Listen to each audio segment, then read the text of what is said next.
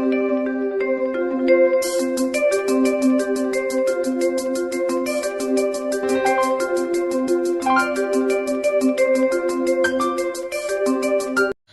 morning students, welcome back to my next video for class 12 beginners। बेटा हमने कल क्या क्या फिनिश कर लिया था? हमने interest on drawing irregular case का फिनिश कर लिया था। तो आज हम interest on drawing regular drawing के केस में कैसे करते हैं कैलकुलेट, वो सीखेंगे। उससे पहले हमें ये मीनिंग जानना होगा कि रेगुलर ड्राइंग होता क्या है। इससे पहले वाली वीडियो में मैंने आपको बताया था कि रेगुलर ड्राइंग मीन्स जब आप एक ही अमाउंट को सेम पीरियड के लिए ड्रॉ करते हो तो उसको बोलते हैं रेगुलर ड्राइंग। चलिए, अब रेगुलर ड्राइंग कैलकुलेट करने का हमारा मेथड का नाम क्या है? तो हमारा मेथड का नाम है average period method. Average period method की हेल्प से हम इंटरेस्ट ऑन ड्राइंग कैलकुलेट करते हैं रेगुलर ड्राइंग के केस में। ठीक, अब इसका फॉर्मूला होता है आपका इंटरेस्ट ऑन ड्राइंग कैलकुलेट करने का टोटल ड्राइंग। टोटल ड्राइंग मतलब मान लीजिए पूरा आपने कितना ड्रॉ किया है। जैसे मान लीजिए मैंने 2000 रुपीज़ ड्रॉ किया है, तो 2000 रुपीज़ अगर मैं 12 मंथ के लिए ड्रॉ करूँ तो कितना टोटल किया मैंने? तो 2000 इंटू 12 करेंगे तो 24,000। तो इसका मतलब होता है आपका पूरा टोटल ड्राइंग, पूरा होल ईयर का। जैसा केस होगा उस हिसाब से हम निकालते हैं टोटल ड्राइंग। ठीक, रेट मतलब जो परसेंट आपका दिया होगा क्वेश्चन में आपका ऑलरेडी मेंशन होगा, into average period divide by 12। अब ये एवरेज पीरियड क्या है? तो बेटा ये एवरेज पीरियड ही है जो इस पूरे कैलकुलेशन को बहुत ही डिफ़िकल्ट बनाता है। क्यों?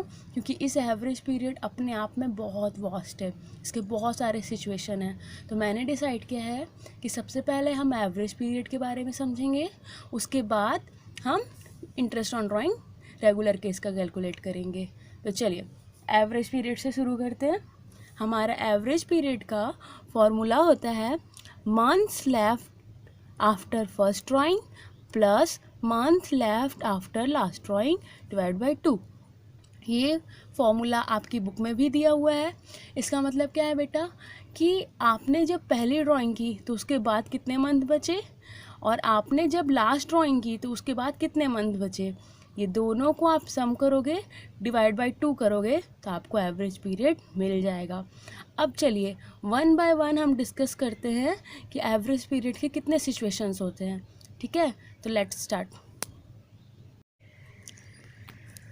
चलिए, calculation of average period in different situation. अब हम अलग अलग केस में एवरेज पीरियड कैसे कैलकुलेट करेंगे ये डिस्कस करते हैं। तो देखिए बेटा, इसके टोटल 3 केसेस होते हैं। ठीक, और इन 3 केसेस के अंदर और अलग से सब केसेस होते हैं। तो अभी हम फिलहाल ये 3 केसेस को डिस्कस करते हैं, उसके बाद आगे और डिस्कस करेंगे। तो in case of every month, in case of every month का मतलब होता है जब आप हर महीने ड्रॉ कर रहे हो। ठीक है, तो उस केस में आप एवरेज पीरियड कैसे कैलकुलेट करोगे? Second, in case of 6 month, जब आप हर 6 महीने में ड्रॉ कर रहे हो तो उस केस में आप एवरेज पीरियड कैसे कैलकुलेट करोगे? Last but not the list, in case of quarter, जब आप हर क्वार्टर में विड्रॉ कर रहे हो तो उस केस में एवरेज पीरियड कैसे कैलकुलेट करेंगे। लेकिन उससे पहले आप ये बताओ कि आप क्वार्टर का मतलब समझते हो? चलिए, बचपन में आप लोगों ने भी पढ़ा होगा क्वार्टर मतलब क्या। एक साल में कितने क्वार्टर होते हैं? हमारे एक साल में टोटल 4 क्वार्टर्स होते हैं और हर एक क्वार्टर में 3 मंथ्स होते हैं। तो इसके बारे में मैं आपको और डिटेल्स में बताऊंगी। चलिए, अब हम पहला केस यानी in case of every month को डिस्कस करने जा रहे हैं कि अगर in case of every month का क्वेश्चन हो तो उस केस में हम एवरेज पीरियड कैसे कैलकुलेट करते हैं। तो देखिए, in case of every month का केस। तो बेटा, in case of every month के केस में हमने देख रहे हैं हम कि इसके भी अलग से 3 सब केसेस हैं। ये देखिए, जैसे कि लिखा हुआ है बिगिनिंग ऑफ एवरी मंथ, मतलब आप हर महीने की शुरुआत की तारीख में पैसा निकाल रहे हो। मिडिल ऑफ एवरी मंथ, मतलब कि आप हर महीने के बीच में, जैसे मान लीजिए अगर मैंने फर्स्ट ड्राइंग, मेरा अकाउंटिंग ईयर क्या होता है 1 अप्रैल से 31 मार्च तक, तो मान लीजिए अगर मैंने मेरा पहला मंथ क्या होगा इस हिसाब से, तो अप्रैल। तो मैं अगर बिगनिंग की बात करूँगी तो कौन से डे में ड्रॉ करूँगी? 1 अप्रैल की। और अगर मैं मिडिल की बात करूँगी तो मिडिल मतलब हाफ, तो मतलब 15 अप्रैल।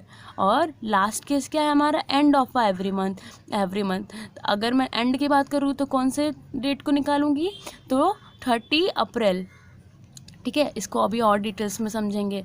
बस अभी आप ये समझ लीजिए कि एवरी मंथ के केस में भी 3 केसेस होते हैं। पहला जब आप पहली तारीख को निकालते हो, दूसरा जब आप बीच वाली तारीख में निकालते हो, और तीसरा जब आप लास्ट तारीख में निकालते हो। ठीक है, चलिए पहले केस में चलते हैं। देखिए, in case of fixed amount withdrawn in the beginning of every month, जब आप एक ही अमाउंट हर महीने की शुरुआत में निकालते हो तो उस केस में आप एवरेज पीरियड कैसे कैलकुलेट करोगे। तो बेटा इससे पहले ही मैंने आपको एवरेज पीरियड का फॉर्मूला बताया था। क्या था formula, months left after first drawing plus months left after last drawing divide by 2, ये हमारा फॉर्मूला था। तो चलिए इस फॉर्मूले में हम पुट करते हैं हमारा वैल्यू। ठीक है, तब हमको और ज़्यादा अच्छे से समझ में आएगा। तो क्योंकि हम अकाउंट्स पढ़ रहे हैं तो हमको पता होना चाहिए कि हमारा अकाउंटिंग ईयर क्या होता है, 1 अप्रैल से शुरू होता है और 31 मार्च में ख़त्म होता है। तो मैंने इस ईयर का अकाउंटिंग ईयर लिया। तो इस ईयर का अकाउंटिंग ईयर मतलब 1 अप्रैल 2019 से शुरू हुआ होगा और ख़त्म कब हुआ, 31 मार्च 2020 में। अब हम ज़्यादा लेट नहीं करते हैं, अपना टॉपिक पे आते हैं। तो बेटा अब आप ये बताओ कि मेरा पहला ड्राइंग इस केस में, एवरी मंथ के केस में, बिगिनिंग ऑफ एवरी मंथ के केस में मेरा पहला ड्राइंग कब हुआ होगा। तो मेरा पहला ड्राइंग हुआ होगा मेरा 1 अप्रैल को। और अगर 1 अप्रैल को मेरा पहला ड्राइंग हुआ होगा तो 1 अप्रैल के बाद कितने मंथ बचे मेरे पास, तो 1 अप्रैल से अगर आप काउंट करोगे 31 मार्च तक तो 12 मंथ बचेंगे आपके पास। ठीक, अब हमारा नेक्स्ट क्या है, months left after last drawing. तो हमारा लास्ट ड्राइंग कौन से महीने में हुआ होगा, मार्च में। कितनी तारीख को, बिगनिंग बोला यानी 1 मार्च को। तो 1 मार्च से लेकर 31 मार्च तक कितने मंथ हुए, तो 1 मंथ। तो हम क्या करेंगे, अब अपने फॉर्मूले में इसे पुट कर देंगे। तो 12 + 1 डिवाइड बाई 2 क्या होगा, 12 + 1 13 divide by 2 is equal to 6.5 months average period. तो ये आपका आ गया 6.5 months average period. I hope आपको ये क्लियर होगा। ठीक है, चलिए अब हम अपना नेक्स्ट केस में चलते हैं जो कि हमारा मिडिल ऑफ एवरी मंथ। चलिए मिडिल ऑफ एवरी मंथ मतलब आप हर महीने के मिड में मतलब हर महीने के हाफ मंथ में निकाल रहे हो। जैसे मान लीजिए मैंने अगर अप्रैल की मैं बात करूं तो कौन से डे में निकालूंगी, 15 अप्रैल हाफ में। तो वो हम ये वाला केस डिस्कस कर रहे हैं। तो हमारा केस है, in case fixed amount withdrawn in the middle of every month. जब आप एक फिक्स अमाउंट हर महीने की मिड में निकालते हो तब आप एवरेज पीरियड कैसे कैलकुलेट करते हो। तो फॉर्मूला आपका एज इट इज़ होगा जो कि हमने डिस्कस कर लिया है, month left after first drawing plus month left after last drawing. ठीक है, हम जब ड्रॉ कर रहे हैं उसके बाद कितना मंथ बना, मतलब पहली ड्रॉ के बाद कितना मंथ बचा और लास्ट ड्रॉ के बाद कितना मंथ बचा, उसको हम टोटल करके 2 से डिवाइड करेंगे तो हमारा एवरेज पीरियड आ जाएगा। तो देखिए मैंने सेम अकाउंटिंग ईयर लिया है जो कि मेरा 1 अप्रैल से स्टार्ट हो रहा है और 31 मार्च 2020 में ख़त्म हो रहा है। तो मैं अब अपने क्वेश्चन पे चलती हूँ। तो हमारा क्वेश्चन क्या है, मिडिल वाला। तो चलिए हमारा फर्स्ट ड्रॉ कब हुआ होगा, तो अप्रैल के मिड में, तो 15 अप्रैल के आसपास हुआ होगा। तो 15 अप्रैल से 31 मार्च तक कितने मंथ बचे, तो 11.5 मंथ यानी 11.5 महीने बचे। और हमारा लास्ट ड्राइंग कब हुआ होगा, तो हमारा लास्ट ड्राइंग हुआ होगा 15 मार्च को। तो हमारे 15 मार्च के बाद 31 मार्च तक कितने दिन बचे, हाफ मंथ। बेटा आप कंफ्यूज नहीं होना, देखो हम हर महीने की बात कर रहे हैं और हमने क्या लिया है, अकाउंटिंग ईयर लिया है। और अकाउंटिंग ईयर ये यहाँ से शुरू होकर यहाँ ख़त्म होता है, तो हम उस हिसाब से डिस्कस कर रहे हैं। ठीक है, और क्वेश्चन में क्या बोल रहा है, पहली ड्राइंग और लास्ट ड्राइंग को कंसीडर करना है। ठीक, तो आप कंफ्यूज मत होना, मैं आपको एक बार फिर बता दूं, हमारा क्वेश्चन है फर्स्ट ड्राइंग के बाद कितने मंथ बचे। ठीक, हमारा फॉर्मूला है फर्स्ट ड्राइंग के बाद कितने मंथ बचे, और क्वेश्चन ने पूछा है मिडिल का केस बताना है। तो पहली ड्राइंग कब हुई होगी, अगर ये सेशन चल रहा है तो 15 अप्रैल को हुई होगी। और लास्ट ड्राइंग कब हुई होगी, अगर ये सेशन है तो ये लास्ट मंथ ही है, तो लास्ट ड्राइंग इसके मिड में हुई होगी। और अब कितना टाइम बचा, क्योंकि हमने फॉर्मूला में देखा है टाइम लेफ्ट पूछा गया है, तो हमारा ये मंथ बचा। तब इस मंथ को अगर हम ऐड कर दे और 2 से डिवाइड कर दे तो हमारा 6 मंथ एवरेज पीरियड आएगा, जो कि हमारा ये आंसर है। आई होप आपको ये क्लियर हो रहा होगा। बेटा मैं आप लोगों को बार बार बोल रही हूँ, अगर आपको समझ नहीं आता है तो नीचे कमेंट कीजिए ताकि मैं आपको और अच्छे से समझाऊँ। अगर आप कमेंट नहीं करोगे तो मुझे लगेगा शायद आपको समझ में आ गया है, इसलिए ठीक है। तो अगर आपको कन्फ्यूजन हो रहा होगा तो आप कमेंट कीजिएगा नीचे। चलिए अब नेक्स्ट में चलते हैं। चलिए हम अब क्या लास्ट केस डिस्कस करते हैं एवरी मंथ का, जो कि हमारा एंड ऑफ एवरी मंथ। जब आप हर महीने की लास्ट डेट को ड्रॉ करते हो, ठीक है, जब आप हर महीने की लास्ट डेट को फिक्स्ड अमाउंट विड्रॉ करते हो तो उस केस में एवरेज पीरियड कैसे निकलेगा।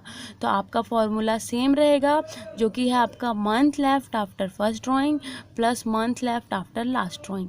पहला मंथ पहली ड्राइंग के बाद कितना मंथ बचता है और लास्ट ड्राइंग के बाद कितना मंथ बचता है, उसको आप डिवाइड बाय 2 से करोगे तो एवरेज पीरियड निकल जाएगा in case of end of every month का।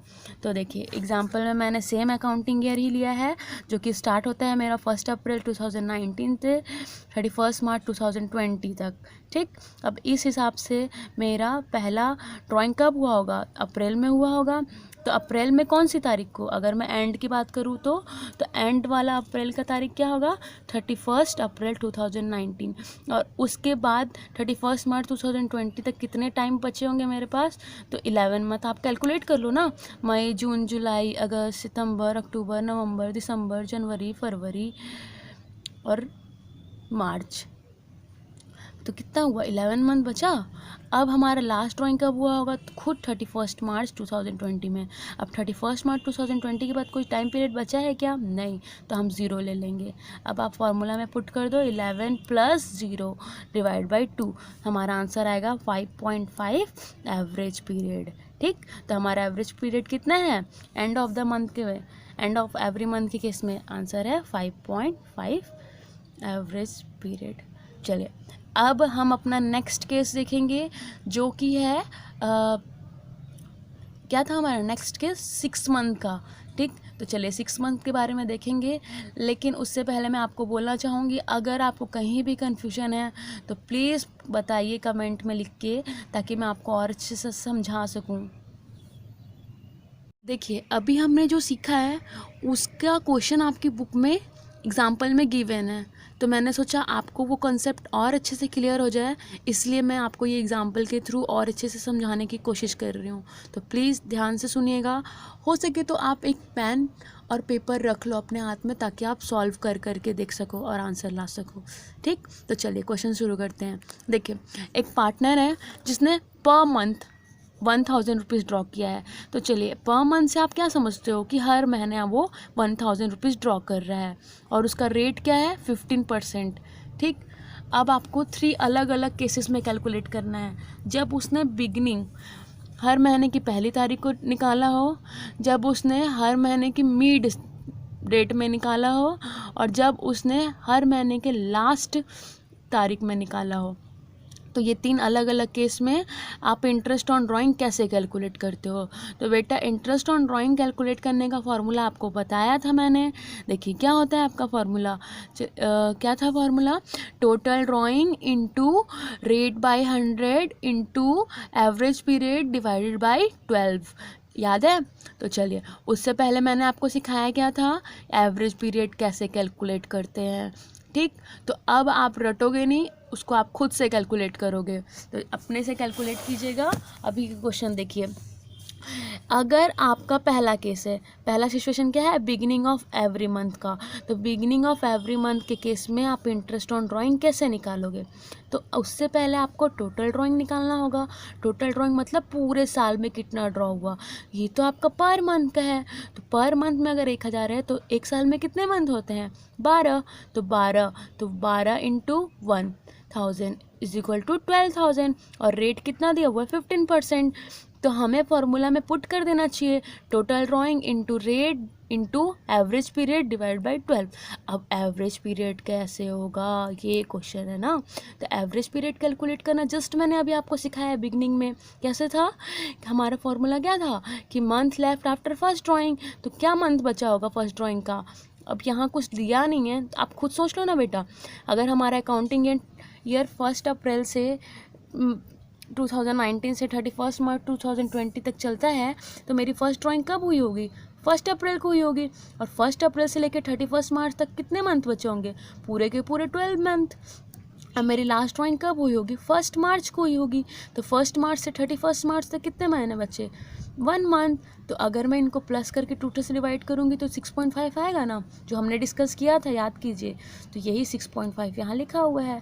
तो बस इसी तरीके से आप इसको पुट करो और आपका आंसर आ जाएगा। अब बाकी का 2 क्वेश्चन जो है मिडिल और एंड, ये आप खुद से बनाओगे और मुझे आप नीचे आंसर कमेंट में करोगे। आपको ज़रा सा भी कन्फ्यूज़न नहीं होगा। आपको सेम फॉर्मूला यही लगाना है। आपका एवरेज पीरियड कैसे निकालते हैं मैंने आपको अभी सिखाया है, एंड वाला कैसे निकालते हैं वो भी एवरेज पीरियड आपको अभी सिखाया है। आप दोनों का एवरेज पीरियड निकालो पहले और फिर उसको फॉर्मूले में पुट कर दो, जो कि हमारा इंटरेस्ट ऑन ड्राइंग का फॉर्मूला था। मैं आपको फिर से एक बार बता देती हूँ, वो था total drawing into rate by 100 into average period divide by 12। अब ये दोनों आपका होमवर्क है, आप कमेंट में ये दोनों क्वेश्चन का आंसर सॉल्व करके मुझे बताओगे, ठीक? तो चलिए आज के लिए बस इतना ही रहने देते हैं। अगर आपको मेरी वीडियो अच्छी लगती हो तो प्लीज़ इसे लाइक कीजिए, ठीक है? अगर आप लाइक करते हो तो मुझे ऐसा लगेगा कि हाँ, बच्चों को मेरी कॉन्सेप्ट समझ में आ रही हैं, ठीक? तो इसे लाइक कीजिए, सब्सक्राइब कीजिए और शेयर कीजिए। Thank you.